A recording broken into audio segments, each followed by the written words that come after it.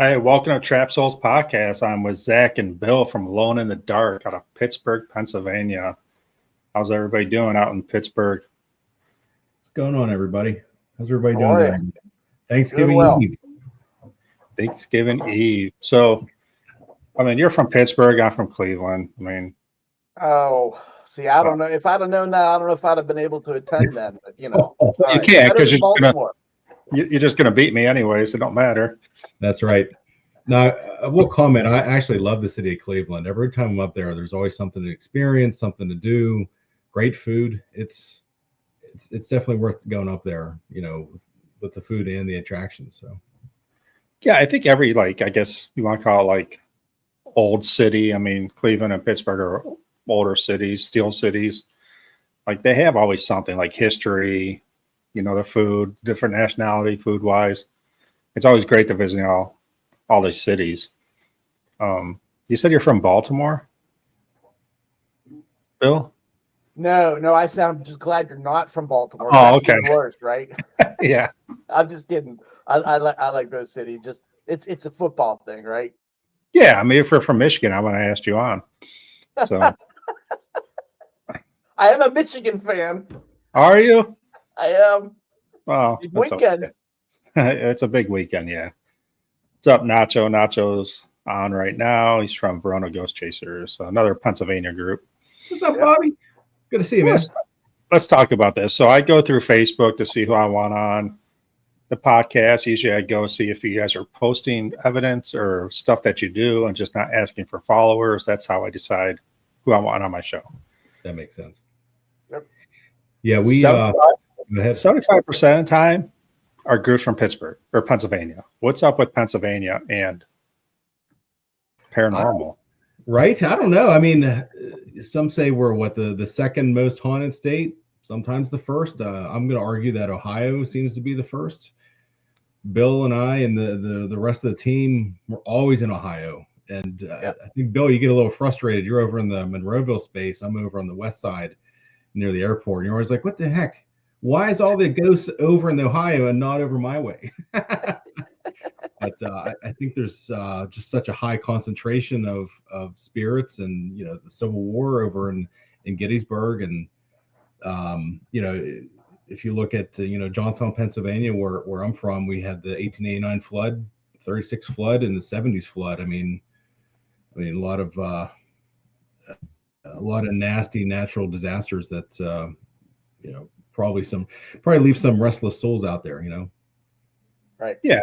Natural disasters, regular disasters too, especially when you go to coal mining and all that. I mean, the rules and laws back then weren't that strict. So, I mean, a lot of coal disasters, especially Pennsylvania, West Virginia. So, a lot of tragedy. I think more in Pennsylvania than Ohio. But, right. I mean, the only tragedy we have are the Cleveland Browns. So, that's right. That's right. Yeah. I could say it. They're terrible. So, Yeah. But I am a Ohio State fan. I am from Ohio, so I'm allowed to be an Ohio State fan. There you go.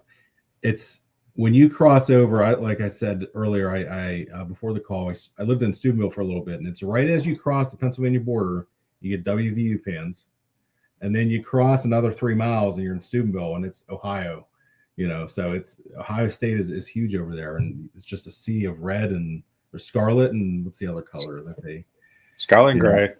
Yeah, scarlet and gray. Yeah, it's a lot better than maize and blue. Whatever. Oh, come on now. It's okay. Yeah. Right. No, I've been to Michigan 6 times, the big house, to watch games up there. It's great going up there.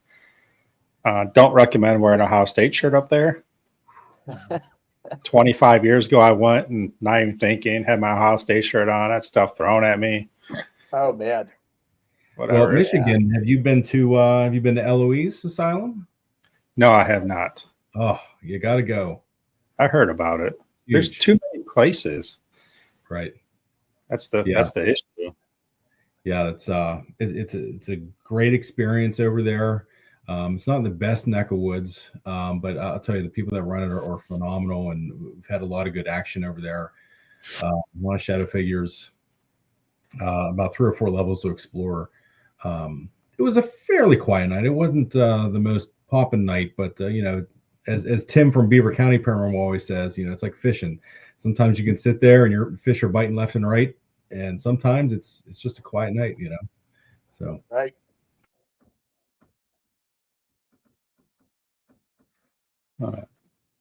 Hey, what's up, anime? So, a few people jumping on right now, but if you have any questions for Lone in the Dark, ask away. So, all right. So, let's get into paranormal here. What got you guys into the paranormal? Bill, I'll let you start. Sure. So been investigating since around 2017, 18, and I got hooked when I went on a public ghost hunt with a team at the time. They were called Ghost and That, and since then they've just broke apart, I think, and they went their own separate ways. We went to Castle Blood in Monessen, PA.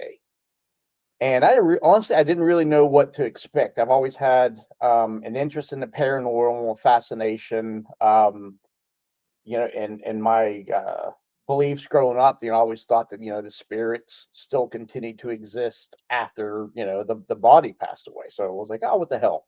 We'll go on a public hunt, and probably within like the first 30 minutes, they're like, oh, take pictures if you want. Take pictures of 3, and the first set of pictures I took, lo and behold, it looked like an old school undertaker behind somebody, had the old like big top hat, had the cape that they would wear, and I'm looking and I was like, holy cow. And then that's all it took, and I was hooked from there. And then after a couple years, I got Zach into the fold, and honestly, it's been a wild ride ever since. We've been to probably a total of 100 different investigations since we formed our team. And how long was, I can't remember how long our teams have been around for. So was it like 2 years before? Bill, 2022, I think, is when we kicked it off. Okay, so 3 years. Yeah. But ever since then, and gone on 100, about 100 investigations, and I don't know, right, wrong, or different, thousands of dollars later invested in equipment, right, to see whatever we can do to try to capture something in the afterlife. So it's been a wild ride so far. Yeah, I've always been fascinated with unsolved mysteries as a kid. The paranormal episodes that would just scare the pants off you as a 9-year-old. And I've always been into the horror movies and the more the darker side of that kind of thing. And I've always enjoyed paranormal stuff, watching all the shows. And like Bill mentioned, he took us on a Ghost and That adventure. They're no longer here. I believe they're Whispering Souls at this point. But we went to Hillview Manor. That was my first and my wife's, Tammy's first public investigation.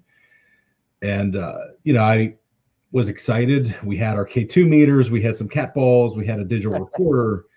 And I remember in Hillview Manor, there's 2 furnace rooms, a boiler room downstairs and a boiler room upstairs on the main level. And that was Eli's boiler room. And we were down there. Bill had a spirit box. I think it was an SB11 at the time. And where he's sweeping, and all of a sudden over the boiler, all 10 of us heard a disembodied growl. We all jumped 10 feet in the air, and we all ran out of the boiler room. And I said, Bill, I'm hooked. Where do I buy this stuff from? So yeah, that's like Bill said, thousands of dollars later, and now we have pretty much everything under the sun, and we're a full team at this point. So how many's on your team then? We have 7, 8, exactly. Yep. Yeah. So it's mostly family, and it's mostly my family. So myself, Tammy, our kids, Jessica and Ben, and then their significant others, Justin and Alina, and then Bill. Yep. And me and my wife, Carrie, we're representing the east side of Pittsburgh for Alone in the Dark. No, we're on the west side. We're out near the airport. But it's primarily just the 4 of us. The kids come when they can to help supplement some of the bigger locations. but they're currently planning for a wedding, or Jessica and Justin are. So it's primarily just the four of us at this point, and we call it the core of four. Core 4. Yeah, I mean, I'm like core 1, maybe 2 right now. So no, it's hard when you have 7, 8 people, try to get everybody together on Yeah. the same page. It's crazy, you know, some of the teams that we talk to, they're, you know, 10 plus strong. I'm Yeah. like, and for us, I like that we're such a small, I shouldn't say small team, but you know, just since it's all family based, right? We're very tight knit friends, and eventually, you know, we've all become family. And we always have a good time when we go on investigation. We try not to make things too serious. I will say the first like 1 or 2 investigations that we did private as a team, me and Zach were real hardcore, like no laughing, be quiet. We're trying to do our, you know, you're stomping all over our audio. Quit, be quiet. And now it's just a fun time, you know, going to all these different locations, getting to meet the different owners, and I think what I've enjoyed personally is like talking to some other teams within the paranormal community, if you will. It's been a real pleasure getting to know a lot of the teams, you know, yourself included, just as we go on our adventures and getting to know more people as we travel around.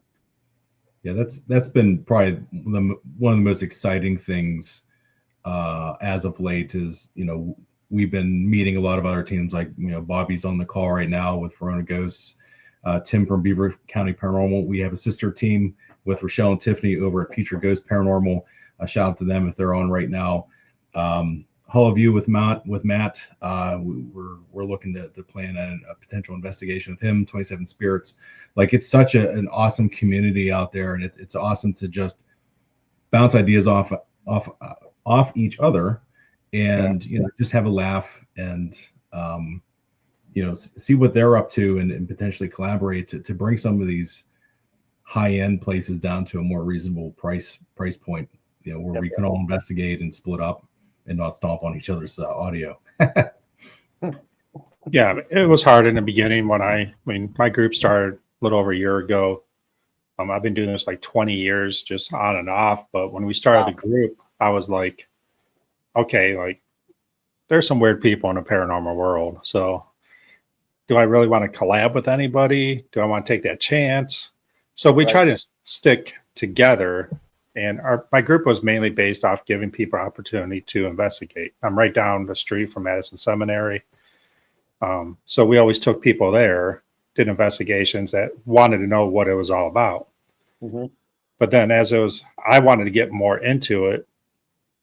My members were kind of like, well, I don't have time. I got kids, family, work, you know, all good excuses for me.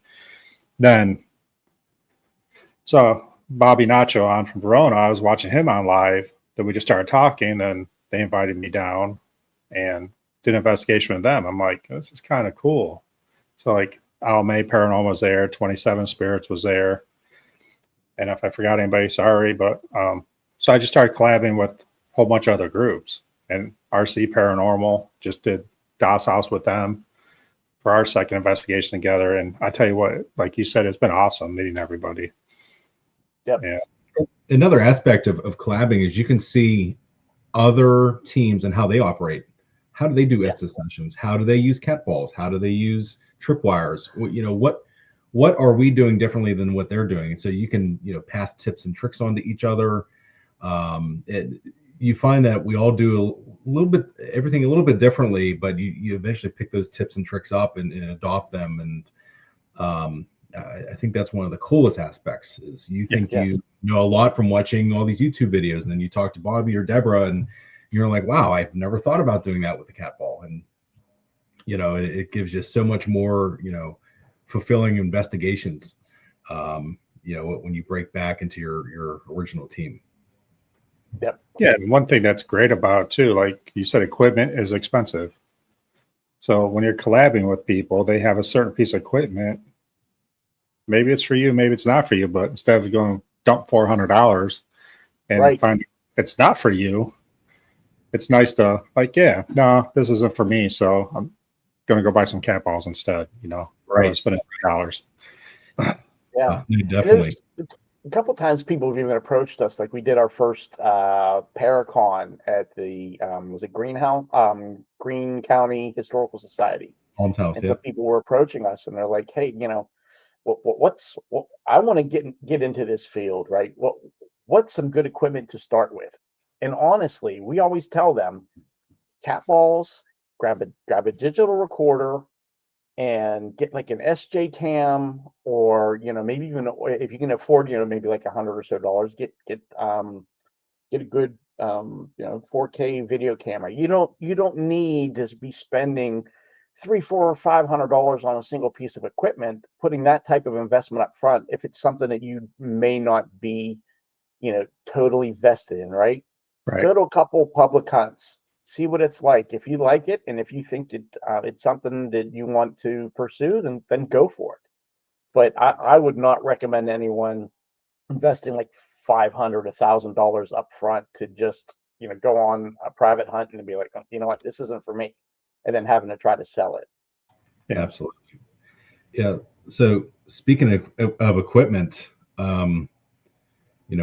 we've been excited to see what other teams have, and we've procured that equipment over time. And Bill, what's the first thing we pull out of our cases? Out of our arsenal, Mhm. I would say that the latest version of the tripwire has produced fantastic results for us. Yeah. And not just because it gives an audible alert, but I can say with confidence the quality that NCPD gives you. I think you froze. I think you froze, Bill. Yeah, but yeah, NCPD's version 2 of their tripwire is phenomenal. We picked it up at Parasicon this year, and I wasn't expecting about it on a tripwire, and we walked up and they said, we have it with sound now, and we've updated it where the colors that once they hit, they come down slower, so you can actually see what color hit first. Okay. And we immediately threw money at them, and that's been our first thing we pull out. We have the original tripwire, we have 3 of them now, but it's amazing the responses you get out of that. The second thing we pull out, Bill, what do we pull out next? I mean, there's digital recorders, right? But usually it's our Phasma box. That's usually one of the first things that we start off with. We're not real big on using apps, right? Because to me, I don't really, I can't pull an application apart. I'm not a software developer, but for us, that Phasma box, the intelligent responses that we get back that are spot on to the questions that we asked, it blows me away. It really does. Yeah, it runs only on Windows. Some people know about it. It's pretty popular in the field. One time at the Doss house, Bill, at the Doss house, they have the barber chair, and I think you sat in it first, and the Tammy and Carrie sat in the dining room. Yeah. And we were asking questions, and I think Bill was sitting back. He said, give me a haircut.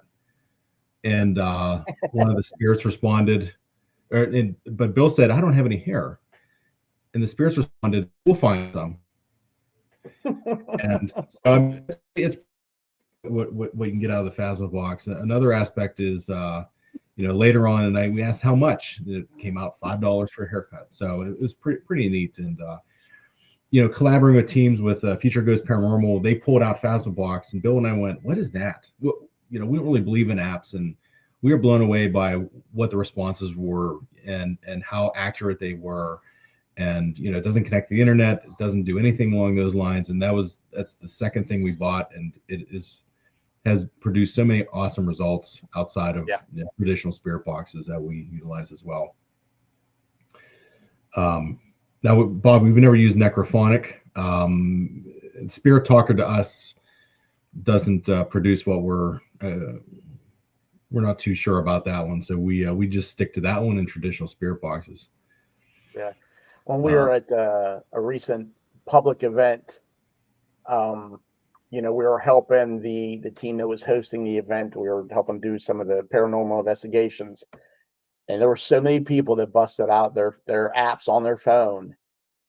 And you know, on one hand, it was great to see them want to get involved with the investigation, but then at the same time, when you have like 5, 6 different people, all with an app, all on speaker, it really took away from the rest of the people that, you know, were trying to listen, and get involved personally. So, I if you're on a public investigation, when you use the app, fantastic. I would just say, just, put it on mute so it doesn't take away from others people's experience. Yeah, that makes sense. Like I have the Spirit Talker on my phone. I don't really use it. I bought it one investigation because I was bored. Right. And I was sitting in the bedroom for like 40 minutes, nothing was happening. I'm like, all right, I'll buy this just to see. Again, with all the equipment, it's a good starting point. It is. If nothing's happening, maybe something will come up that will make you ask a question that will start something. I don't know. Right. I don't believe in it. I believe in all equipment, you need verification from other equipment. Yes.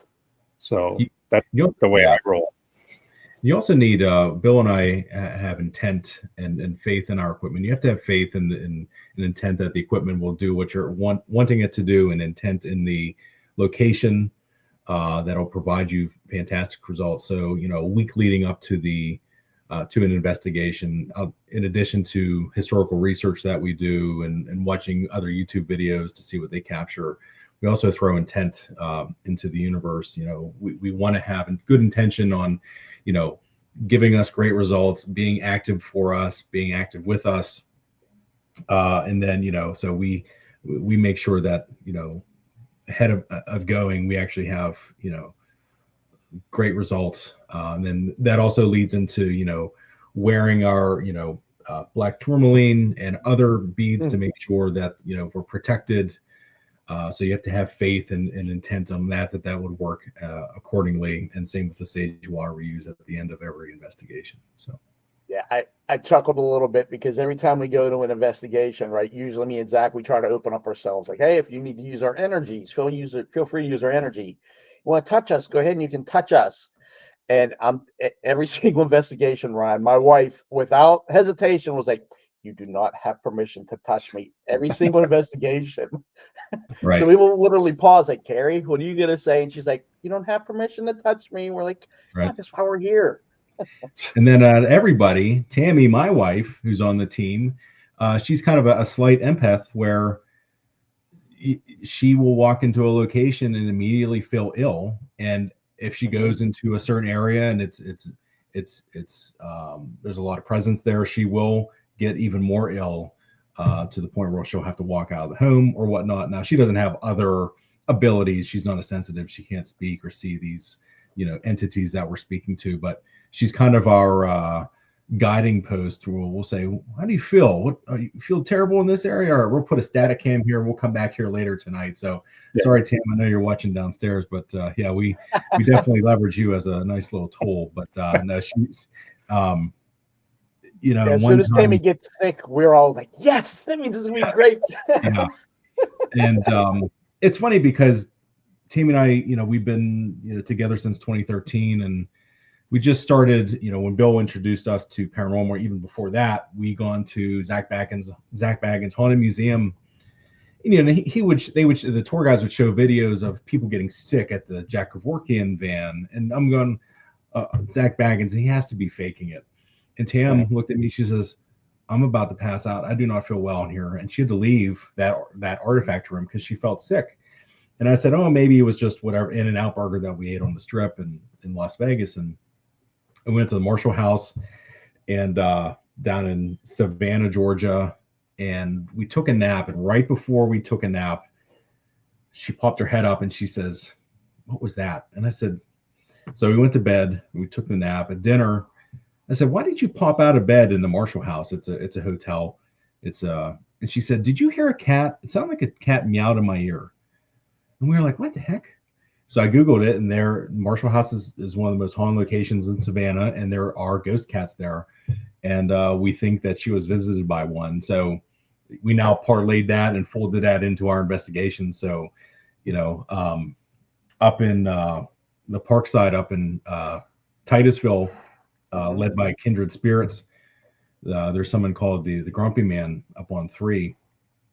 And we're really good friends with them, with that team. And they said, all right, so you don't feel well.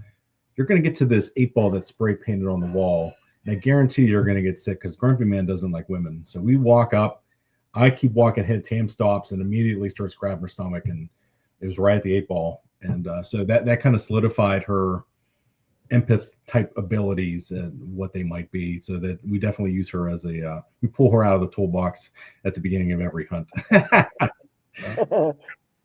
That's funny though. Like, you're about to throw up. Yeah. Okay. Let's go investigate this place. That's what we do. And sometimes it's, she's perfectly fine. And, we've had some quite experiences with her at the Bel Air house. Maybe we'll get into that a little bit later, but yeah, she's, the spirits definitely love to get a hold of her. I'll just leave that at that. Right, Bill? Yep. No, Bel Air house is pretty cool. I mean, it's different investigation, I guess you want to call it that. It's darker. It is darker. You just feel different in there, and it's the whole house. It's not just like, hey, go to the basement or no. I see everywhere there. It's everywhere. One of my favorite stories, we have a couple there, Bill, but I said, I'm going to go to the attic, and I took, all the equipment to get ready, to tripwires and all that. And you go up the steps, and immediately ahead of you is a couch. So I put the stuff down. I felt something behind me, and I turn around, and there's a man. I'm 6'2". He was about 5'11", straggly gray hair down to his shoulders, very old looking. He had a red and blue uniform on, like a war uniform. And I did that, and he disappeared, and I turned back around, started doing my stuff again. And I felt him again. I turned around. He's still standing there staring at me. Again, disappeared quickly. And I've never seen the uniform in my life. And Bill and I and the team went up to the Judson House, and they have a museum up there about the French and Indian War. And I stopped, and there was a British uniform sitting there with the red and blue patterns that I've never seen in my life. And that's what I saw in front of me. How can my brain make up this blue and red uniform I've never seen before, sitting in front of me, within, face to face with me, within 5 inches. And that was at the Bel Air house. And, I still tell that story to this day. And it still shocks me that I saw whatever I saw there. That's just one of the many stories we have at that location. Yeah. That whole town is haunted, I think. I mean, right. It's a little bit. Yeah, I would say a little. And I think it's the ley lines in the water and with I think it's the Ohio River. Don't quote me. I'm not the best geography guy on here, but I think it's ley lines and the mines and mine explosions and all of that make up for it. Yeah, I mean, a lot of Native American wars, a lot of Native American burial grounds right behind Bel Air. Yep, Moundsville is real close. Moundsville is real close. You had the Underground Railroad go right through there. Yeah, so, absolutely. And a lot of history. And down the street is the Ross House. That's one of our favorite locations. So I've been there. Go ahead. Have you done the antique store, the furniture store? Yeah, we've probably done the Ross House probably 12 to 13 times. Okay. And Cindy's such a wonderful host, and I always try to give her a shout out every time I, have an opportunity to speak. She keeps the house so clean.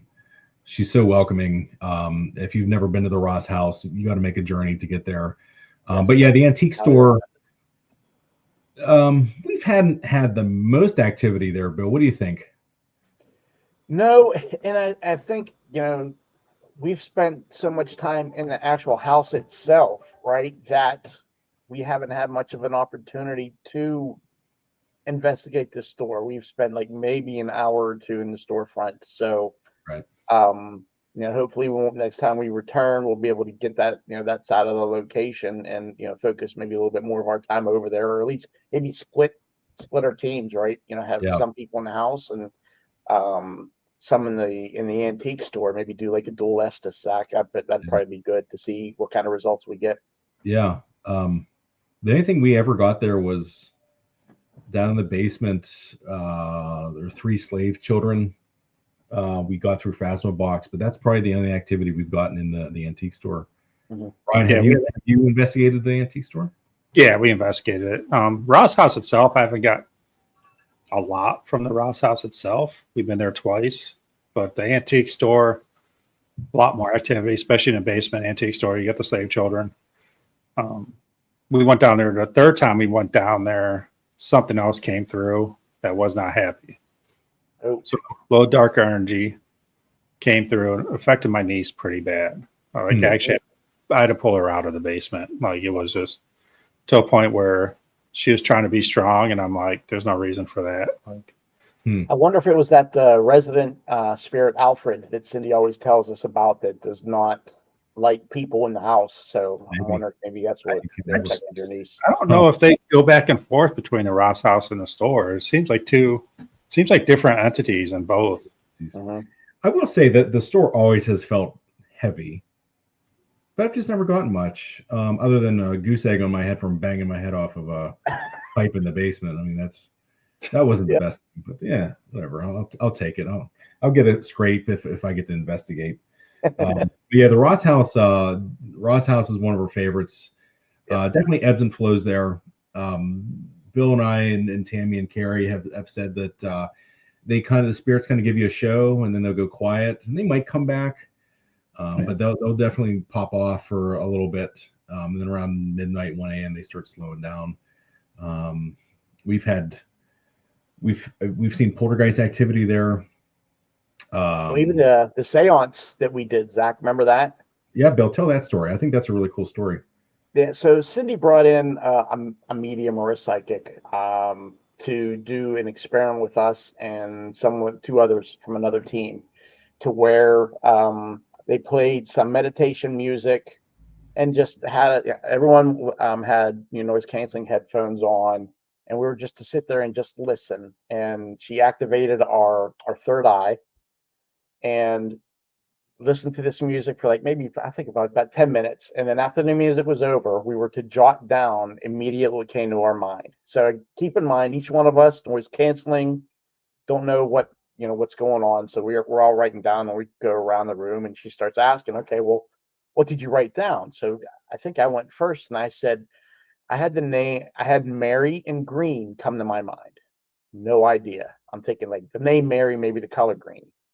And then as they're going around, somebody makes a mention of, I'm seeing like rushing water, a lot of water, like maybe, didn't we're not equating the two. And then someone else said, I saw, I didn't hear a word, but I saw a picture of an older lady in a polka dot dress with like the old white frilly collar. So, we go on investigating when you think anything of it. Well, we got back, and the next day I'm like, just for the heck of it, I'm going to Google Mary Green in Bel Air, Ohio. Wouldn't you know, I write your hand up, people can Google it themselves. There was a woman named Mary Green who was the first female riverboat captain in that area, and the picture online was of her in a polka dot dress with a white frill collar. There is no picture, no mention of that woman in the Ross House anywhere. She never appeared in any of our Ross House research of the region.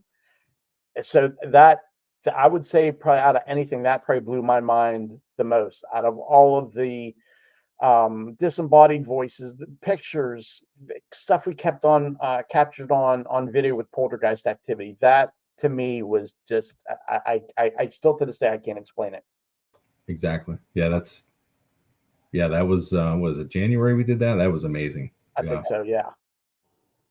So to me, the Ross House, of all the places I've ever investigated, is like a train station. I mean, usually like the antique store, it felt like whatever's in the antique store stays in the antique store. The Ross House just seems like nonstop spirits coming in because people like you and me are there asking questions. Yeah. So they're stopping in. Like Mary, I mean, might be the only time Mary's ever there. The coal miners down the road. I mean, they died 4 miles down the road. Why are they at the Ross house? Because we're asking questions. Right. Yep. So it seems to me that the Ross house is just a train station of spirits. Yeah. And they have the resident spirits too. Bill and I've experienced the kids there, the twins there with running. Tammy and I just experienced that. Yeah, the running that we heard from when we were down in the basement, it literally sounded like someone was like running up and down the hallway up on the floor. And there was me, Zach, Ben, and Justin was with us too, right? Yep. And we're in the basement, and the girls are all the way up on the top floor. Well, I said, there's no way. It's got to be them. Well, lo and behold, we went back and watched the video, and it was not them running.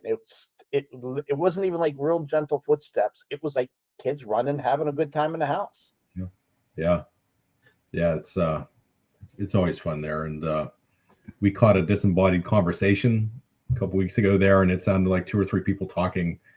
And it was, you could tell, you could hear words, but you couldn't make out the words. It was almost muffled. We heard it with our naked ears and our Zoom recorders while we were sitting upstairs with Tim and Julie from Beaver County Paranormal. And I said, man, I really hope I got that on audio somewhere else in the house. And I had a recorder running in the dining room, and it almost sounds like 2 people conversing either on the steps or in the hallway, the main hallway to the front door. And we've always heard female disembodied voices, but nothing as conclusive as that. We were so excited when we caught that. I think one thing, and it's Cindy. I mean, Cindy's just so welcoming.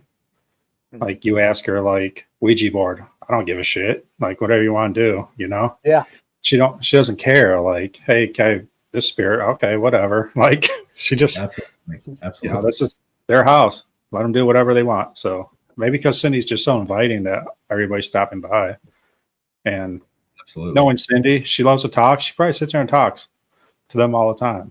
I mean, she won't probably admit it, but she probably sits there in the house by herself and talks. So, right. I mean, right. So what other places have you gone a lot to?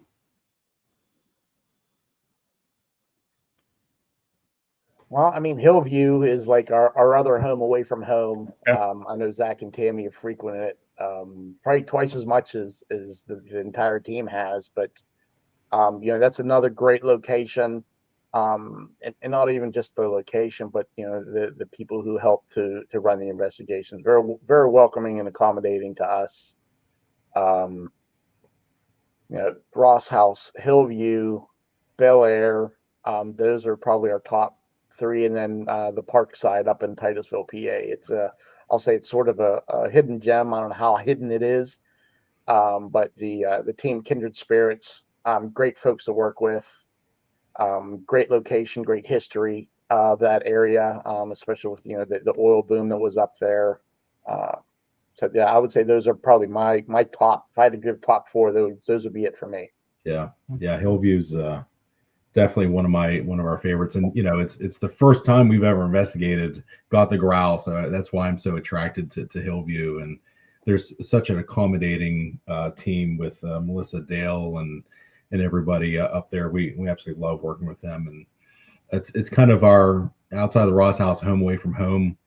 And we actually host something called a friends and family event, where we'll have friends or family that say, hey, you have all this equipment, can we come with you? And we're all right. Well, we're kind of serious in what we do when we investigate on our own, but so we got such a following from friends and family that want to come. We actually kicked off something called Friends and Family Event, and this is our 3rd year doing it. And we don't make money on it. We take them to Hillview. They pay, the $100 fee, and we allow them we give them a tour of the building ourselves. We let them use the equipment. We let them do what they see on television. And they don't have to bring anything other than themselves and some snacks, because we love snacks, and some drinks. And we just had one over the weekend. Yeah, snacks it's just as important as a tripwire, in my opinion. But we give them experiences, and some go from skeptics to believers, and some are still skeptics, and some just can't get enough of it and want to go on more. And I think that's such a satisfying thing is to bring friends and family along with us when we can. to give them that experience. And I think that's what really brings me joy with those events. And, we don't make money on it. We're not looking to make money on it. And we just know Hillview so well. And it's Even so Bill big. Manor. Oh, Bill Manor. Yeah. Yeah. Carlo is fantastic. He's great. Yeah, it's a little bit of a drive for us. We've been there a couple times now, and Bill Manor never ceases to disappoint. Again, another great guy, Carlo.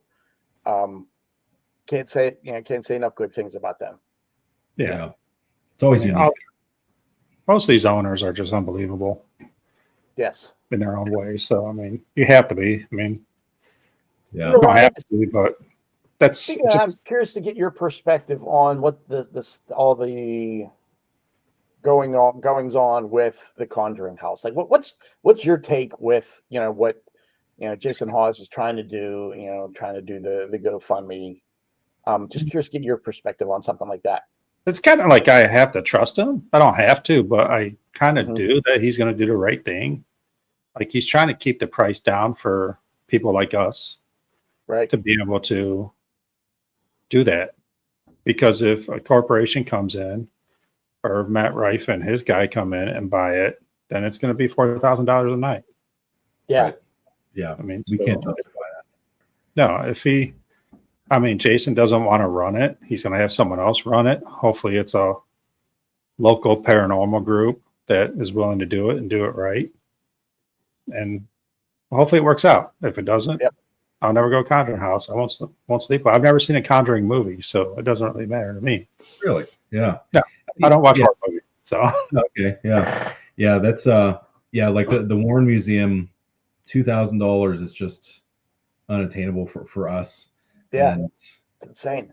I appreciate them preserving it, but it's just out of the price point for the majority of teams. And I hope Jason Hawes does grab it so we can be reasonable, almost like the Hinsdale House.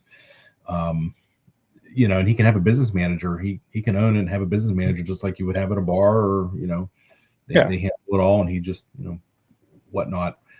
Bobby, I see you're going to Bill Manor on December 19th. Make sure you sit down in the dining room with an EVP recorder and just sit there and ask questions. You'll definitely get some EVPs out of it. We use a Sony ICD ST25. We don't have one of those DR60s, but we caught so many insane EVPs out of that place at the very end of the night. You got to do it. Sit upstairs. We were doing Estes, and Bill sneezed, and through the spirit box said, "God bless." And it was. And then Bill, you haven't cut this video yet, but down in the basement, we were definitely talking to a child. Bill was under, and the responses we were getting sounded like a 6-year-old that was special needs or handicapped, and he spoke like a child through Estes, and he said Matchbox or Hot Wheel, and he had Hot Wheels down there. I picked it up and I said, "What is this?" And car, and it was pretty impressive. So you definitely spend your time there. You'll definitely get your money's worth. And Carlo's such an awesome guy, and now he has the Masonic Temple. I think 45 minutes away from there. We can't wait to go back. Yeah, I can't wait for that. So. Yeah, I took my brother to Bill Manor for his first investigation. I wasn't going to go solo. I just needed to get away because we do an outage at the power plant, and it's just too many people. So everybody's like, "You're stupid, you're stupid." So my brother's in Indianapolis. I'm like, "It's halfway in between. You want to do it?" He's like, "Yeah. Never done this before." Well, I was excited to show him what I do. And it was decent activity. The end got a little crazy. Just cat balls going off, spirit box. I was under Estes. So it was like the first time he felt alone because I was under Estes. But the stuff I was saying, like run or, stuff like that. And he was, at the end, he was very happy that it happened at the end because he thought like the whole night was going to be like that. And he's like, it was just way too much like at the end. Right. So then I took him back. There you go. With my niece and one of his friends. And before we went in, I handed him a camera and said, "Hey, solo, have fun." So I made him walk through the whole place by himself, and he did it. He did a good job. He was scared, a little bit. I mean, he's on right now. So, but yeah, I mean, it's when I go to a place, I like to send people in there by themselves. Just get the feeling. They're not doing investigations. They just walk through and get a feeling of a place. Now, if a room feels off, just, take a mental note of that and we'll go. We'll go to that room. But I think it's important just get a feel for the place. Absolutely. So that's how I roll my investigations. I like that. See, that's Yeah. we should try that. Never really thought of that. Yeah. I know when we go in, we try to like, I hate this, not to sound corny, but we'll announce ourselves as we go into the house, right? Because whether it's a hospital, a prison, a residence, those spirits are there. It's their Place. area. So we always say, look, we're here out of respect. Here's our names. Feel free to talk to us, and we even try to go the extra mile, like while we're doing EVPs, like we've never gotten a response yet, but we're always asked, like, hey, is there a message that you want us to deliver to somebody? Maybe you're sticking around, not just because you're attached to the location, but because there's something you need to get off your chest. You need to speak with someone. Hopefully someday we get that type of communication through an EVP. But we've always gone into a location just sort of just to sit, announce ourselves, and just get acclimated to the environment. Like you mentioned earlier, get a feel for the place. As we're doing our walkthrough and we're setting up our equipment, a lot of times that it feels really dark, or I heard something, or I saw a soldier. And that's usually where we'll try to focus our investigations. Yeah, we always introduce ourselves too. We'll go around the room and say our names or our nicknames, or and sometimes we won't say our nicknames, and they'll say the nickname. So like Tammy, she'll say Tamita. It's a family name, and sometimes that'll come through Phasma box or the spirit box, and we didn't say it all night. So it's kind of interesting how they can pull things apart. So spirit boxes can be subjective of what we heard, but in my opinion, they're pretty powerful. They know what they're doing, and they know what they can do. Yeah, that's my thoughts on that. Ryan, what's your favorite spot, or how many times? What's your favorite location to go to? I go to Madison Seminary the most. I think this will be my 14th time going there next week. Wow. So it's literally 10 minutes down the road. So, I mean, you can't beat it. Right. So I go there. It's fun because it's big and there's a lot of different spirits there. Yeah. And again, since it's kind of like, I don't want to say my home base because it's a lot of everybody's home base, they say, but I'm just trying to get some answers. I mean, not really answers. I want to get stories straight because I've been going there for 18, 20 years and the stories have changed. And that bothers me because you have one person going in there running a spirit box or a psychic medium saying, oh, Angie's down here. And next thing you know, there's a spirit Angie. Like, come on. No, we don't know that for sure. But I mean, just trying to get stories straight. That's all. And that's why I tell them, I'm like, I'm just here to get your story straight. You want to tell your story? Tell it. Yeah. Angie could have been a radio bleed too, coming. Yeah. Or could be a spirit passing through. But Tammy and I went up for MadCon, last MadCon, not the one that most recently, but last year's, and that was phenomenal. We want to vend there potentially this year. But we did the public investigation, during the party, and we did catch some interesting things. We caught some teen women in the doctor's office. That felt really dark in there. The child's room, and forgive me, I forget the child's name. Sarah. The portal. Yeah, Sarah, with the portal in the closet. Something strange was going on in there. But yeah, we're definitely looking to book that this year. So Ryan, maybe we could team up this year with you. Yeah, that'd be I'm cool. always up for it. So that portal in a closet. So I've been doing this 18 years. 2 years ago is the first time I heard of that portal. Okay. See, we don't know much about it. So yeah. So that's why I want, let's get the story straight here. Let's try. Right. Sarah, I don't know if I'm a huge believer. Sarah's in Sarah's room. Okay. Was that Adam? Is it something mimicking a child, or? I don't know, because Adam has a theory that the lady across the hall, because when you go in there, it takes a while to get some evidence answers. Like people are just in Sarah's room asking questions. He believes the lady across the hall is coming over and saying, "Hey, I'm here too." So I don't know. I mean, Interesting. seems like activity is picking up a little bit in Sarah's room. The attic is always my favorite place to go. I get my best EVPs in the attic. Interesting. Yeah. Okay, good to know. Yeah, we'll definitely note that. We just did the doctor's office, and like I said, that was a public. Sometimes we'll just do publics for just to scratch the itch, as they say. Yeah. That's so, Bill. That's why we go to Hillview so much, because if we don't have, one of our 25 investigations for this year, and we want to go, we'll go to the public. And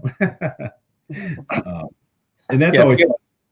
If you ever come up, just let me know. I mean, if I'm off work, then definitely I'll join you. It's not a big deal. That sounds good. What do you guys believe in solos? I mean, the name is Alone in the Dark, right, Bill? That's right. Just like the name says. We love doing solos. That's whether someone's in the basement, the gals don't like to do it, so it's always just one of us. It's one of the solos we did was actually the Parkside. I was sitting there, and Bill came around the corner, and Bill took a photo, the 3 snaps, and Bill caught a child's face. So in the mirror in the gym area. And so it was kind of interesting that, if I was there a little bit longer by myself, what would have happened? Would I have been touched? Whatnot? But yeah, we absolutely love solos. And sometimes they manifest some things, and sometimes it's just quiet. We don't really get much. And then I'll go back upstairs, or Bill will go back upstairs, or wherever we're at. And the rest of the team will go, "Oh my God, it's going nuts up here. Footsteps, voices, all this and that." And then I just kind of get jealous, like, "Oh man, I sat down there all by myself, nothing happening, and everybody's getting all this action." So yeah. What about you? I'm a big solo person. I love solos. It's not because I just want to be by myself, but I believe, since a lot of places that we do investigate are hospitals, psychiatric hospitals, you got to think they were in their rooms by themselves. Right. So it's more of a comfort level for them. I mean, if you bring 12 people into the doctor's office, I don't think that spirit's going to show up. But if you're by yourself, like a nursing or a doctor visiting, then sorry, I just popped up. I have a comment, and then I have 2 theories. So the comment is, isn't it fascinating to go to somewhere like the Old Stone Jail or Ohio State Reformatory and just sit there and realize that this used to be a city of prisoners, officers, everybody that just lived here for their entire lives. And now it was a bustling city, and now it's dead quiet.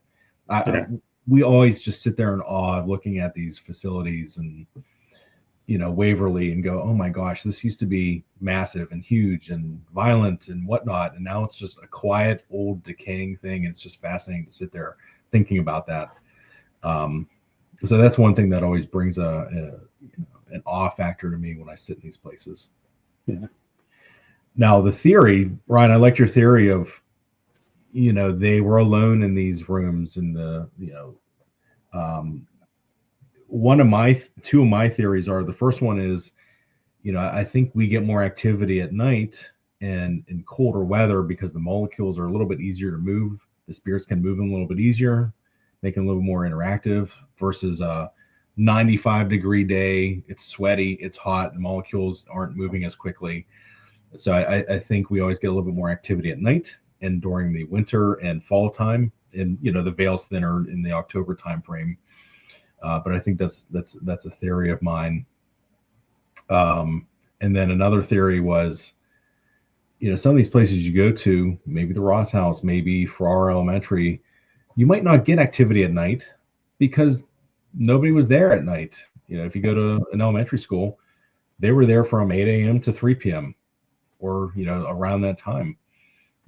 You'll probably get more activity in the day than at night for some of these places, or you might get some in the early 7, 8, 9 p.m. hour, but then go silent after that. So kind of like the Ross house, maybe it was bustling back in the day from 8 to 8, but then after that it kind of slows down. So those are two of my theories that I always kind of try to pull the thread on when I'm in these kind of areas.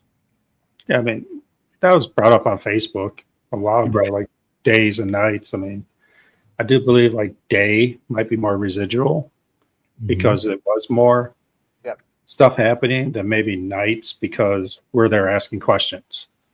Right. So, but I do believe in your cold theory, 100%. I started that last year. So how my group started, I worked with like 120 people, and they wanted to go on an investigation. I'm like, I've done it. Let's go. So Madison Seminary, nothing ever happens. It's nice and calm. Like you might get something here and there. I don't know when it was. It was like February or something like that. It was like cold as cold, like 20 degrees outside. I'm like, and I had a lot of people that were scared, but I'm like, nothing happens. Like, come on, no big deal. Dude, nonstop the whole time. I mean, Wow. it was, I almost felt bad because it was so active.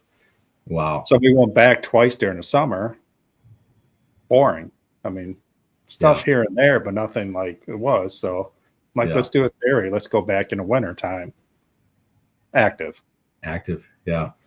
So I do want to preface this. Those are not my theories. Those are what I read online and kind of like started noodling on them. But yeah, I mean, it's almost, there's also that other theory of the spirits are overactive, especially like the Hinsdale house. Love the Hinsdale house, but places that are very well known with people in there every day, you might go in there, it might be dead silent because the spirits might just be out of energy or tired of us trying to talk to them. I think that's another unique theory that that's also out there.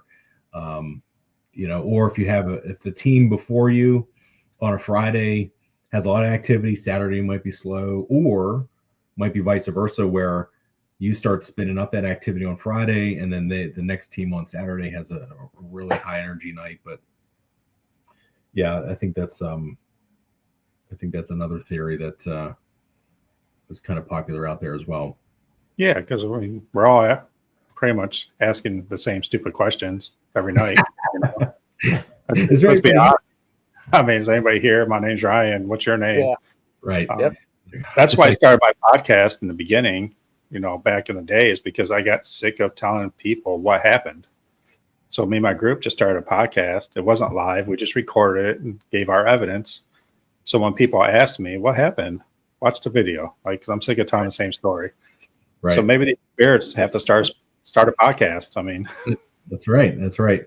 So speaking of evidence, how do you provide your evidence? Do you provide evidence from your investigations? And if I have something decent, videos?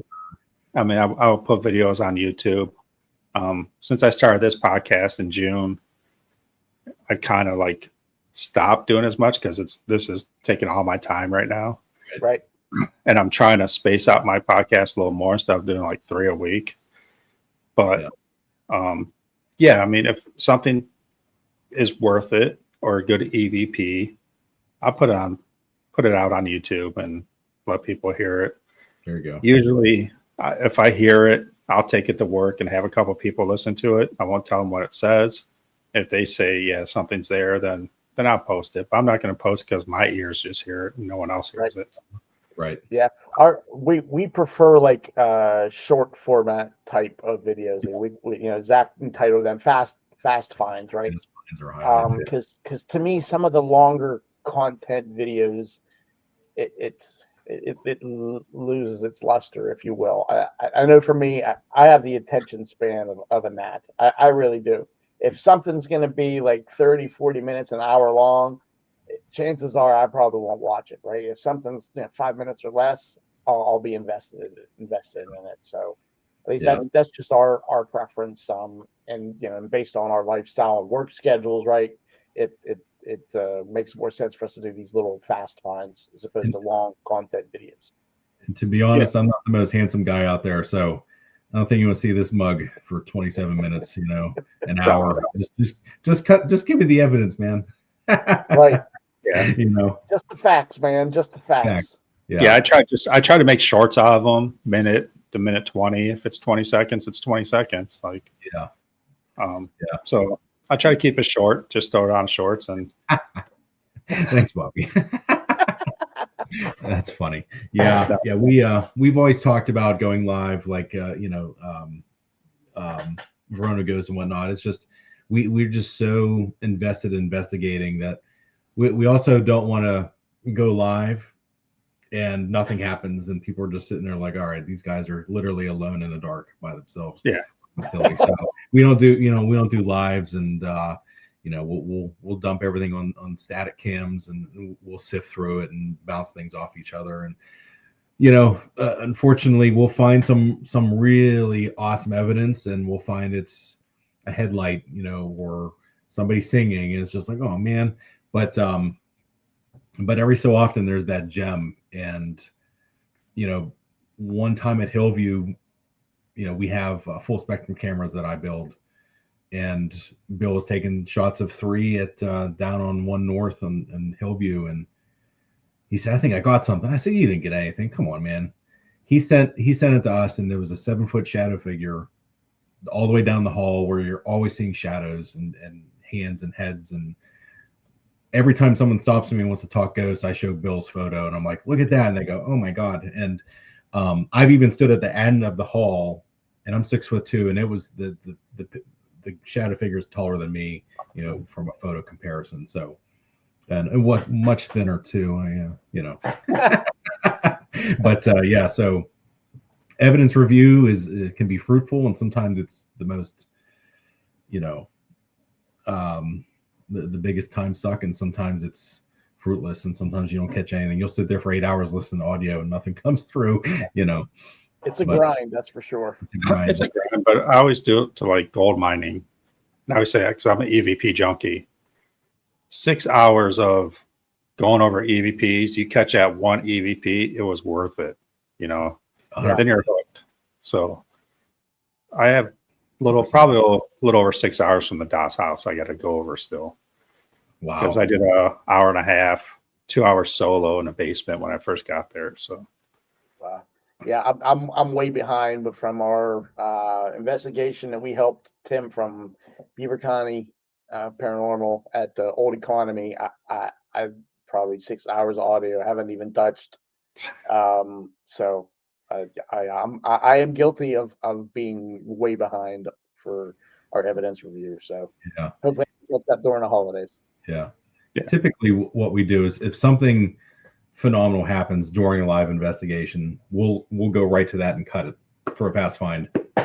One of those was Reynolds Death House in Gettysburg this year. It's a very small place. It was the smallest location we've ever been to, and it's literally just a room and a smaller dressing room. It's a photography studio now, and I was doing Estes in the dressing room, and I literally just go under. We had a camera on it. We had a tripwire in the other room in front of the other team members and some friends. And I go under, start sweeping on my SB7, and says, hi, Tammy. I'm like, all right, hi, Tammy. And all of a sudden it says 1. I'm like, 1, 2. I'm like, 2, 3. I'm like, 3. I'm like, all right. So I can't see anything. I'm just sweeping in the other room. I can't hear anything. And I come out and they said, that was the coolest Estes we've ever seen. I said, what are you talking about? They said, you said 1, 2, 3, and then the tripwire went off, like something ran by it. And we caught that on audio and video, and that's one of the coolest catches that we've gotten this year. Is that was great. Spirits were showing off.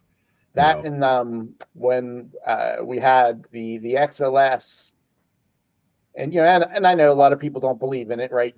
False positives and such, but we had there was like a bar, and we had cat balls sitting on top of the bar, and I'm scanning through. Oh my God, my smoke alarm's going off in the house. Oh, Bill. Anyways, I'm scanning with the XLS, and you see a figure, and it points to the cat ball on the bar, and then the cat ball goes off. So it was pretty wild. Probably one of our best is with Nacho this year at Shanley Hotel. That's where we were at. Shanley Hotel up in New York. Is he was doing an Estes. I was up there earlier doing a solo. They had a big foam dice. We lost Zach, but Still here. I threw the dice down the hallway. Just forgot about it. So we're doing Estes. And that was like 10 o'clock, 3 in the morning. We started doing Estes, and there's dice in the other room downstairs too. So I'm like, hey, what number's on the dice downstairs? Waited 30 seconds, nothing. Like, what number's on the dice in the hallway here? And he goes 5. I'm like, I don't know. So I took my camera, walked over, and 5. Wow. Right on the dice. So, I mean, it was pretty cool. Like, that's impressive. So I messaged him, like, I got to buy some dice. And he's like, I already bought it. So, Bill, putting dice in the Amazon cart right now, brother. Yeah. I mean, it's something easy, simple. Yeah. You know, spirits like to play games too. So, right. We'll do the, how many fingers am I holding up kind of situation. It works sometimes. We've had some interaction that way. So we'll play with that, especially if there's kids. Speaking of best evidence, so I see Rochelle on right now. Hi, Rochelle. Hope you're doing well. Again, I mentioned they're from Future Goes Paranormal. They're kind of our sister team. I've known her since even before elementary school, Sunday school of all things, when we were about 4. We found a photo of that. But what she does is something called a rap party. And what that rap party is we bring our best evidence for the year. She brings her best evidence of the year and her team's evidence. And we have a battle. We'll see who has the best one. We vote on it. And her husband actually makes the most valuable evidence award. You can't really see it, but I see it. So, and on the back it says most valuable evidence. So we won it this year. AITD won it this year for some poltergeist activity in the Ross house. But the next rap party that she's hosting is here in January. So, Rochelle, we're coming for you. We have some really good evidence, so you better bring it. But I think that's something that other teams should start doing is, collaborating, and not just collaborating, but getting together and becoming friends and just having fun with each other, even outside of Ghost, talking Ghost, having beer. I think that's really important for the community, and that's how you network and have lifelong friends, and that's how you make friends. So I think that's pretty important. So. But I think that's something others can do is having a rap party to show evidence that people appreciate, and you can talk through what could have happened or how it could have been debunked at one point. Yeah, no, I think that's important. I said I met Nacho, did a couple investigations with him. Consider him a friend now. I mean, we text each other back and forth over weird stuff here and there, but it's fun. I mean, it's paranormal community is fun. Right. Yeah, Tim from Beaver County showed me how to make REM pods. So, I'm doing that. I've shown people how to make full spectrum cameras out of some FJ4000s that we utilize as stationary cams. And so we're going to start vending at some Paracons. We just did one earlier this year as kind of a, putting our, feet in the water, see what we thought. So a big shout out to Tim and a few others for always being there for us. We have 1,000 questions about how to do a Paracon, what to bring, what not to bring, and what to do. And I sincerely appreciate Tim from Beaver County's friendship on that, and even Rochelle, you've done so much for us as well. So thank you. Just want to give you a shout out here, and I think you should be featured on this podcast. I think you should email Ryan here and see if we can get on. Yeah, just email me. I'm always looking for people. I love just talking to a whole bunch of different people. It's great. Yeah. We always learn something. Absolutely. For me, I always learn something. If it's a place to go or a trick of the trade, it doesn't matter. Equipment. Right. Yes. Yeah. And that's where we got the Phasma box from Rochelle. She whipped it out and I was like, what is that? And she's like, just wait. And I said, all right. So now we're believers and absolutely love that equipment. Ryan, have you been to Waverly? I have not. That is on the list. I did ask my group what places they want to go this next year. That's the only place I got. Waverly. So I'm like, I mean, I've been to Mansfield. I've been to Trans-Allegheny twice. I'm So jealous. I guess I have to hit Waverly, just the trifecta. You know. Yeah. I don't know. I mean, I love Trans-Allegheny. It's so talk about. expensive. It's not too bad. It's like Hillview. It's $100. Yeah, got to go. We did a tour there last year, and it's such a phenomenal place. But yeah, Bill, we got to definitely prioritize that as well. Yeah. Waverly's cool. It's just genuinely creepy. Again, just like I said earlier, it's just you sit there and a bustling city of people. At one point, you just sit there and you go, "Oh my gosh!" You know the history here. The challenge there is bats. Lots of bats. Yeah. It's all I was open just air. gonna say Tammy hates bats. It was Trans-Allegheny. Yeah, I got really? I Good got to know. winged. I got winged a couple times at Trans-Allegheny walking down the hallway. We It were was actually funny because they had the old fluorescent lights up there, Okay. which is shaped like that at the end. So me and my Yes. buddy Ashley were walking. I'm like, "Is that a light?" Because the lights are off, and I'm like, and just kept getting closer and closer, and both of us got hit. wow. Nope. Right, we got Nope. winged, and I'm like, We- "Damn, that was a bat." Nope. We were at Prospect Place with Rochelle's team. Oh, We collabed with them, and we were up in the attic, and it was just Bat City. We were screaming like a bunch of little kids. It just kept getting dive bombed, and it was just insanity. I mean, we got some good tripwire activity, but it was just. I switched languages. I was speaking Japanese, I think, because I was so scared. I can't do bats. No, I can do spirits. I can't do bats and the other aspect that I'm always scared of is the living. Sometimes you walk in these places, you're like, oh right, not in the best neighborhood, Yeah. and I don't own a gun, so but yeah, it's always like, oh boy. So but yeah, bats and people always scare me. But if a ghost wants to sit on my lap at Bel Air House, I'm all about it. But Yeah, which you did have. and it has, yeah. no, like Trans-Allegheny, I found the best way to investigate Trans-Allegheny twice. I've only been there twice.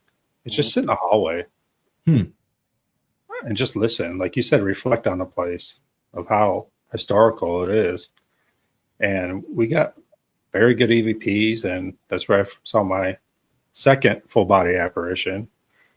Just walk right across from me. I mean, Wow. just sitting there and just kind of reflecting, like, because everybody's always in those hot spots asking questions. So I'm like, why don't we just sit here in the dark? And that's what we did. And it seems a lot more active. So yeah, we start the nights like that and we end the nights like that. And sometimes burning a candle.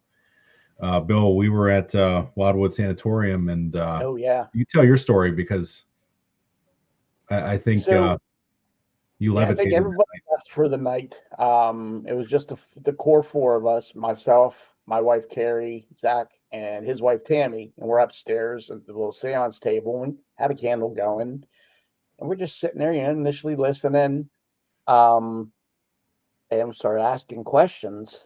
And my wife's back was to the steps, or the one hallway, and it's to the right of me. And all of a sudden, you just start here, start off with gentle footsteps, and we're like, we all hear that, right? And I was like, yeah, okay. Of course, my wife's panicking. Did you lock the door? Is the door locked? Oh my God. I'm like, yes, the door is locked. Well, then, I mean, sure as shit, maybe 5 seconds later, like it's like a kid coming down the hallway. Loud, everyone heard it. I about shit in my pants. I jumped up out of the chair because I thought it was coming right at me. Yeah, everyone else is still sitting there, and there's me, Chicken Little, getting ready to run out the door like the Kool-Aid man. Right. And that was after some really angry EVPs in the basement. So I think, Bill, you were feeling it that night. And yeah, that he didn't, whatever spirit was coming through did not like us in the basement that night. That's for sure. Right. And I think some of the spirits like to pick on people too. It was Twin City Opera House over in Ohio. Ryan, I'm not sure if you've ever been there. Phenomenal place. I was picked on all night. We were in the basement. There's a little girl spirit that resides there. She pulled my shirt. You can hear her laughing, and then we were going to go backstage and on the stage and behind the curtains. And I was walking up, we were looking for chairs to sit in the back. I've never had this experience before and have not experienced it since. But I was walking around. I just had my camera, no spirit box running, nothing running, just legitimately just walking around. And radio static literally just pierced my ear. And it was the weirdest phenomenon I've ever had. And it was probably less than a second. It was extremely loud, disappeared, and that was it. Yeah, and he didn't have any headset on, so it's not like he was getting interference between the headset and the microphone. It was nothing. He was just grabbing a chair. And on my H1N, my Zoom recorder on my running gun caught it, and it sounded like a kind of high-pitched, actually it sounded a high-pitched squeal in person, but it sounded like it actually was an EVP saying get out or leave, which was really fascinating. But then I had other Zooms in the auditorium, and it just caught a high-pitched squeal. And it was the strangest thing I've ever heard. But, that night I felt picked on. One time at Hillview, we were on 1 North, and it was kind of quiet. Rochelle was with us, and I said, "Why are you quiet?" And it said, it almost said it was shy, and it said, "Sit down." And I said, "Well, who do you want to sit down?" And it said, "The big one." And I said, "Well, am I the big one?" Or Rochelle said, "Who's the big one?" It said, "Zach." So I sat down, but so I often get picked on. Tammy often gets picked on because of her ability, I guess, for lack of better terms. Bill, I think you get picked on, don't you? Yeah, when we were at was it West Virginia Penn, and we were in Red Cell area. Yeah, I normally don't try to be aggressive. I usually try to keep an even keel with our investigation. But I thought, all right, I'll provoke a little bit. And I started talking to the guy that killed Red, like, "Oh, you're a coward, this, that, and the other." Well, next thing you know, Zach's under Estes, and it's like you're bald, you're fat, and it's like talking directly to me, and I'm like, and of course our wives were like, I got the William from my wife, so I had to tone it down after that. But and I came out, I said all these derogatory names. What's going on? Everyone's jaws just dropped staring at me. I was like, "You're bald, fat, hoopy," or something like that. I was like, none of these make sense, but you could tell it was a voice, and it wasn't like radio chatter. And we played it back, and it married up that Bill was talking a little bit bad about this guy. And we don't provoke, we're not that kind of team, but it was interesting to get that night. And oh my gosh, so Rochelle in the chat, she just reminded me about the Estes session we did, Zach, in the basement at Prospect Place. Oh yes, and right. It was Ryan. It was literally like I was listening to a story of a slave that was trying to escape someone, ran from trying to hide in the river, and he's coming. I'm dying, boss. Like, and it was like even like period type of talk. So it wasn't like I'm listening to like AM radio station, right? It was literally like I was replaying some type of event that was, from a perspective of a slave that was trying to escape, a bounty hunter trying to catch him. It was the wildest thing. That is the only place I've ever had anything like that. I usually get 1 word, 2 words, maybe half of a sentence, but this was literally like a full-on story that I was, someone was channeling through me, and I'm not a sensitive, I'm not a medium. I may feel a thing or two, but that was the one and only time I ever had that come through. It was just a wild experience, and I'm glad we were able to investigate the place with Rochelle and her team. Yeah, and it was it's part of history from that place too, isn't it?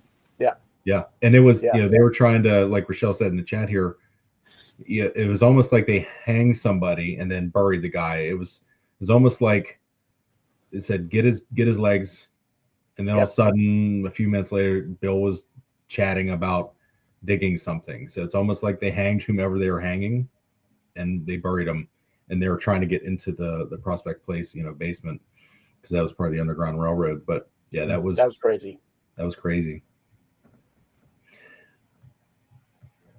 So why would, I looked at that a little over a year ago.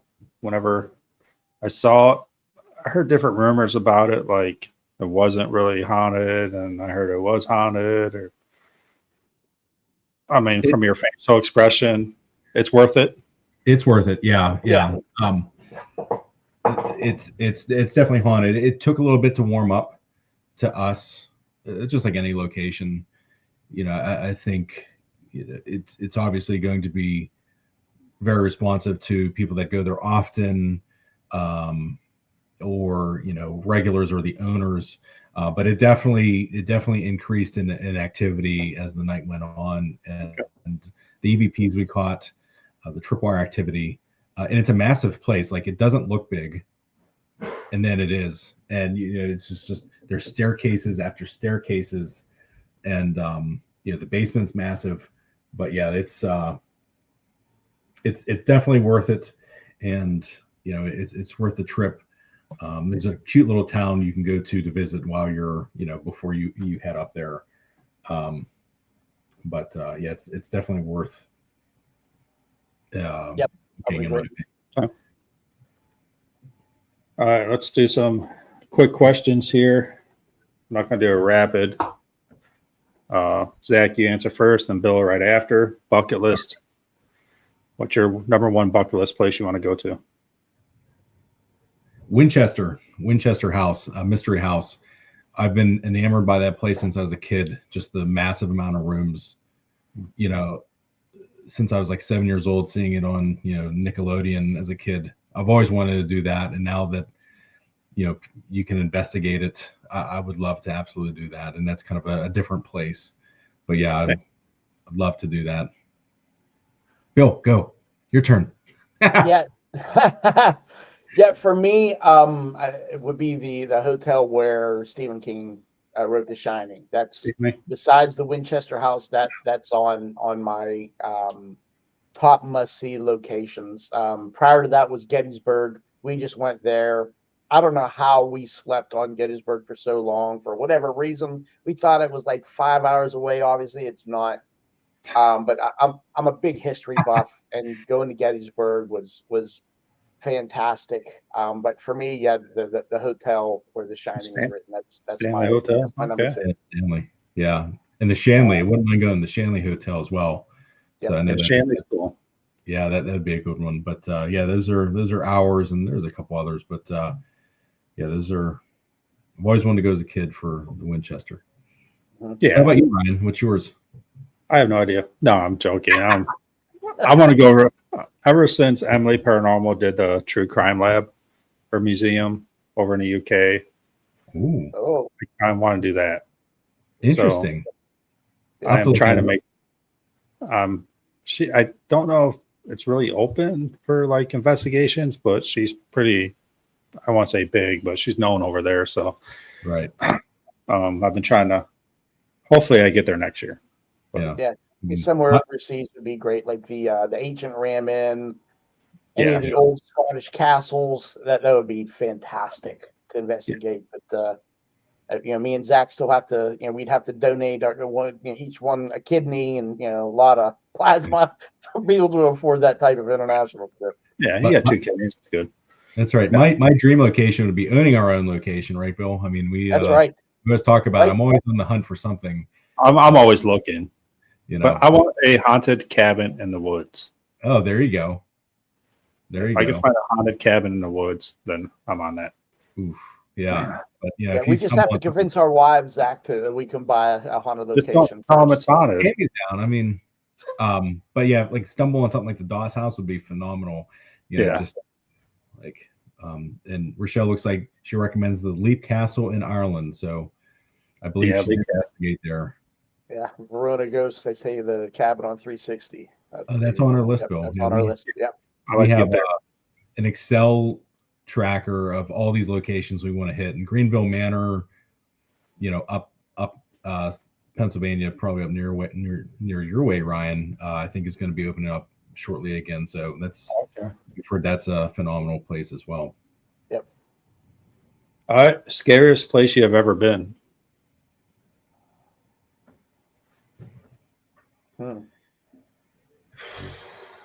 That's a good one. When you start this kind of thing, Hillview Manor by yourself is just so heavy feeling, and then once you start getting acclimated to the paranormal and all of this, Bel Air House just feels off every time. Yeah, it's not scary, but off. Yeah, it's just off, and we had a very scary experience there last time we went, where, as I said, Tam can feel things, and we were doing sitting in the dark with lights, with candles lit, and we started seeing things, feeling things, and all of a sudden Tam felt pressure around her neck, and she was sitting where Lyde passed away in front of the fireplace, and she was choked. So I think that was a very scary moment for us, and we have pictures, we have video of it, and then pictures of her neck all red within seconds. So I think that's, in my opinion, that's my scariest. But we're pretty tolerable of being alone in the dark now. So what about you, Bill? Yeah, I would have to concur with Zach. Like the Bel Air House, while we're, I'll say, air quote, used to it by now, out of all the locations we've been to, that's probably the first one that I've ever walked into and just, got the heebie-jeebies, right? There's something off about this place. I don't know what it is. I'm not going to say the D word like everyone likes to throw around, right? But there is something in that location that just feels off, and it makes you feel very uncomfortable. Yeah. But yeah, I would say probably, I'm sure that there's other locations out there that are, more scary, if you will. But for me, Bel Air is tops. Yeah. How about you? Bel Air is probably the, I guess, freakiest, I guess you want to call it. Like off, unsure. We've had some stuff. People get scratched. Had a girl get knocked out pretty much in the basement. Wow. My team members. So yeah, I mean, it was different. I said it's just a different feeling there. That something, I don't know if it was human, but there's an entity somewhere in that house that controls that house. I always say there's about 4 or more portals open at any given time. So yeah. So there's something definitely off in that place. Yeah. But yeah, everywhere we go is just, it might feel dark every so often, but nothing we can't handle anymore. And we protect ourselves too. So we make sure we sage ourselves with water and sage, and burning sage after every session to close our time out. So that was my next question, protection, but whatever. We'll skip that one. Yeah, no, we all wear black tourmaline. We all wear beads and necklaces, and Bill wears a cross, a crucifix. But yeah, after everyone, we have a saying. We close out, and we have sage water. We dump on the ground. We put our feet into our shoes, obviously, and then Bill has sage. Sage and the Palo Alto. It is as corny as it sounds. What we say is we're saging. Spirits, you have to stay here. You do not have permission to follow us home. That is it. Just in case if someone's to be a hitchhiker, they can keep their ass there. We're good. Yeah. And, you have to have intent in all that. Like I said at the beginning of the program, you have to have intent giving it to the house before you get there, intent in your equipment, intent in spirits that they'll give you, and then intent in your beads and your protection and belief in all of that to help, protect you. But yeah, we definitely go above and beyond to protect ourselves. And thanks to Rochelle for always showing us that in the beginning. Yeah, I'm not huge in any of that. Always my faith, and I always believe positive energy is what. Yeah. And I always joke I'm a ginger, like, trust me, you want to go home with me. I mean, I have no soul. I take people's souls. So you want to come to my house and fight this out, we'll fight it out. So no, I just believe positive energy will get rid of negative energy. Absolutely. But if you're a negative person, you might get something home with you. So right. But I believe whatever you believe in, that's what works. Absolutely. Faith in your belief. So, Yeah. Favorite paranormal show? Go ahead, Zach. I love Project Fear. I love Yeah. I love those guys and gals. I think they're fun. You know, we love Nick Groff too. We like to watch him every so often. But yeah, Project Fear, we tune in whenever they have a new show. But yeah, I think they're fun, and we met them at MadCon, and they were genuinely fun to talk to, and they were great with us, and they spent time with us. And you know, I respect that. Kalani was another guy we met at MadCon, and he was very gentle and very cool to talk to, and took time. So shout out to Kalani as well. But Project Fear is probably, you know, Tammy's and mine. I'll tell you right there. You knocked it right on the head. Fun. Right. And I think that's what people should look at. This is a hobby, and you are supposed to have fun. A lot of people in this field you should take it serious because we are messing with the unknown. Right. But doesn't mean you still can't have fun. I mean, Project Fear is one big family. Right. And they go out there and just have a good time. And that's and they play games. Trust me. You ask my group, I love playing games. That's probably why they're not going out with me anymore. But I have no problem blindfolding someone and locking them in a room. Right. Yeah. But it's not. That's what we need to do next, Zach. Someone's getting blindfolded and locked in a room. Tam and Jess were handcuffed at Old Stone Jail. So sure, why not? Yeah. But it's not to Go ahead. piss them off. It's to see what the spirits react. You might get a reaction from them because spirits do live, you know, feed off of fear. So you said we've been doing this for a long time. Our fear has gone down. So that's why I'm starting to do, I don't want to name it, but I want to do the scariest basements in Ohio. Like, I just want to go solo in a basement with no one else in the house. I just did Das house. I was down there an hour and a half by myself before anybody came in the house because I want to feel that fear again. Right. And it's been a while. And even Hillview at the Friends and Family event, we were broken up in teams, and it was kind of interesting because I went down to where one hallway, and it just felt creepy, and I was genuinely creeped out. I mean, I wasn't not going to run out, but it felt like I haven't felt like that in a very long time. So I kind of got the thrill of that. Yeah. But yeah, Bill, what's your favorite show? I would say probably for me, it's two. I really enjoyed the Holzer Files when those were out with Dave Schrader, Cindy, and Shane, and then Kindred Spirits. Those are my top two. I will say probably my least favorite is Ghost Adventures. It's just they're way too over the top now. Oh my God, did you see that? And of course, there's never a camera facing that way. And that was one of the first shows that I used to watch. That, and I used to watch Taps back in the day. And you know, when Ghost Adventures, when they had, when they first started, I thought some of their evidence was legit, but anymore, I can't stand it. I really can't. I'd love to go see his museum. Can't stand the show. Museum's awesome. Jack Osborne shows are really good too. Yeah. Oh yes. Yep. But, yeah. Like Portals to Hell and all that. I love the shows, and I think they're very authentic. I don't know if he still films or not, but what about you, Ryan? I like Project Fear, and I like Ghost Brothers. Ghost Brothers is another good one. I love those guys. They're funny. I do watch Ghost Adventures, but in life, you do have to watch stuff to learn what not to do. That's right. Yeah, I like that. Yeah.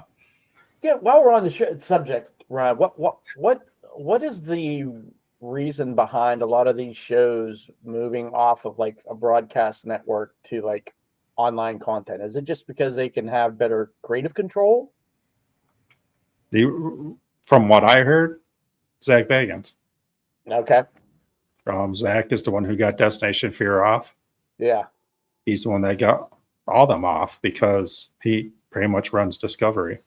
That's a Travel Channel. So, I mean, there was one piece of equipment because, you know, Dakota used to be his cameraman back in the day. So when Dakota wanted to do Destination Fear, Zach was all for it and was a producer of that show. Mm-hmm. But then Destination Fear started getting big. And that one little piece of equipment they always use that Aaron runs around with, I don't know what's called, but it's like yeah. They wanted to use that, and Zach told them no. That's their equipment. So, yeah, he kind of pushes them off. He's monopolizing, and I don't understand why, but he has a huge following. Yeah. So, I mean, again, money talks. So if he's bringing money into Discovery, they're going to listen to him. Yeah. Yeah. We'll never have our own show, Bill, but, you know, it's genuinely fun to be with one of my best friends and seeking the unknown, and, you know, and putting evidence out there for others to see. And, you know, I love seeing people's reactions when I show them content, you know, so I couldn't be more thankful to be with you and Carrie and my family to do this with you. So same here, man. Yeah, that's what it's all about. Right. And I had Christopher Boggs on, a mortician on. Yeah. You know, his daughter does it. She's 9, I think. And that's the one thing, is just creating memories. That's what it's about. Yeah. So happy Thanksgiving to you too. Yeah. Happy Thanksgiving. Yeah. But yeah, this was great. Thank you, Ryan. I really appreciate your time and inviting us on. This was fun. Yeah. But we're pretty far into this here, so we'll wrap this up. Absolutely. Anytime you guys go to Hillview, drop me a message. I have to get out there sometime. Yeah. You guys come up to Madison, let me know. I'll probably go do it again next year sometime, so I'll let you guys know when I'm going to do that again. Yeah. Swing on by, and we'll get together, have a good time. And that's right. That's about it. Yeah. Got anything else? What's all your do socials real quick? What are all your socials? Let's see, Alone in the Dark on Facebook. That's our primary. We do have Instagram and TikTok as well. Tammy's our social media gal. We're more Facebook heavy. You know, it's treats us well, and we're trying to get it over 1,000 followers. I think we're about 14 away. So if you want to follow us, great. We don't spam anybody's timeline too much with content, but if we have some good content, we'll put it out there. You know, we're actively filling out our 2026 tour. We always call them tours, almost like we want to be rock stars, and so we lean into the tour. You know, the tour dates. So, you know, next year is, I think, Whispers in the Dark is our tagline for next year. But that's something we love to do, and we're going to get tour T-shirts made for 2025 here. So we'll be investigating with those here shortly. So, but Facebook's our primary. But Ryan, we sincerely and genuinely thank you for having us tonight ahead of the Thanksgiving holiday. This meant a lot to us. Yeah, I appreciate you coming on. Have a good Thanksgiving. But I'll talk to you. Have a good Christmas. Yeah. And 2026 is going to be bigger than 2025. So I think so. We'll definitely keep you around, Ryan. We'll definitely be in touch. I appreciate it. Stay spooky, my friend. Yeah, we will always. All right. Have a good one. See everybody. Thank you. Bye-bye. Bye.